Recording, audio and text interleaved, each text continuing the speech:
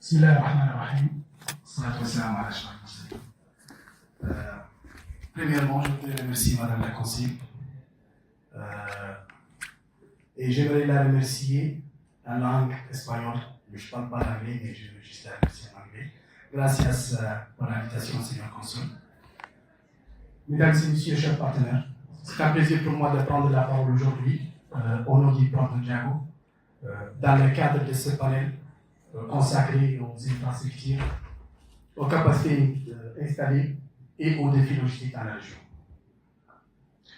Je peux dire que ce thème est au cœur de notre mission, car le port de Ndiago représente un maillot stratégique du corridor sud, mais aussi et plus largement de la dynamique régionale d'intégration économique et logistique.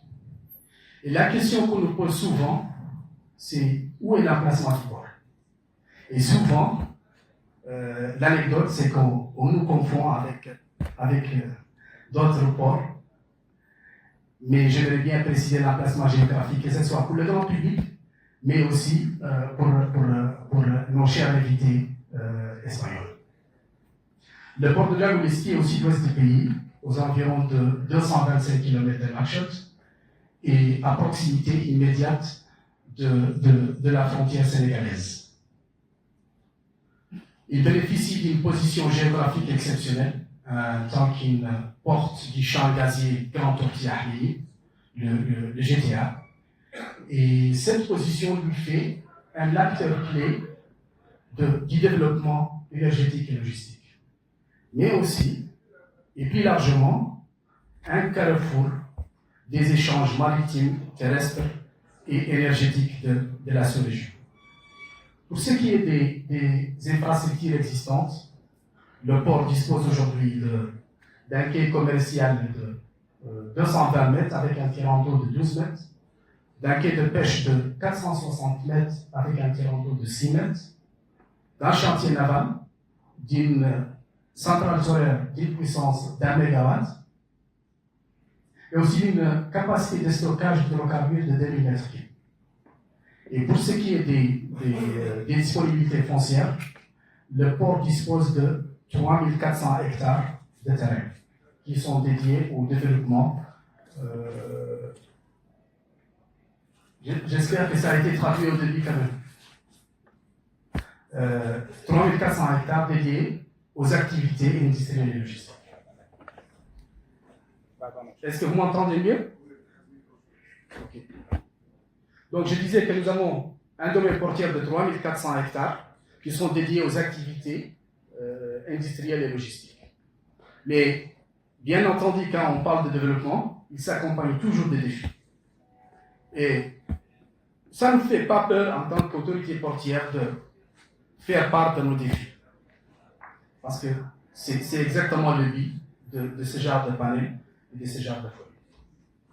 Et parmi les principaux enjeux auxquels nous faisons face actuellement, dans un premier temps, nous avons un défi de la connectivité terrestre. Donc la route Kermesse-Ndiago, qui est actuellement en phase de finalisation. Dans un deuxième lieu, le problème qui se pose pour nous et pour les autres autorités portières, qui est le dragage des axes nautiques, donc des problèmes environnementaux, et surtout la lutte contre l'érosion côtière.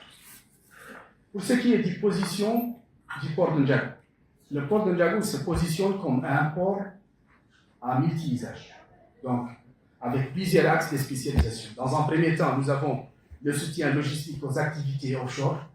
Le port accueille déjà des navires de services offshore, des activités de maintenance, mais aussi des opérations de ravitaillement. Dans un deuxième temps, le deuxième axe, c'est la pêche industrielle. Bien sûr, avec l'emplacement du port, il bénéficie d'une position géographique très proche des zones de pêche qui sont très productives. Et dans le troisième axe, c'est le commerce régional et aussi les échanges transfrontaliers. Le port de Ndiago est appelé à devenir une porte logistique d'entrée de marchandises à destination du Mali. Mais pour accélérer ce développement, le port envisage un modèle de gouvernance équilibré.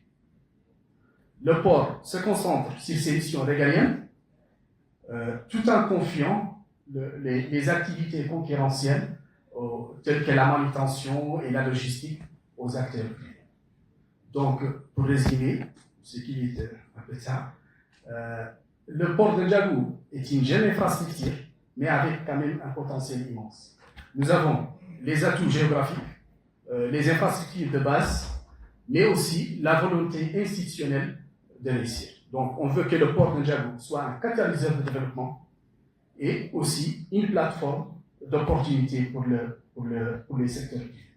Merci. Merci beaucoup. Merci beaucoup.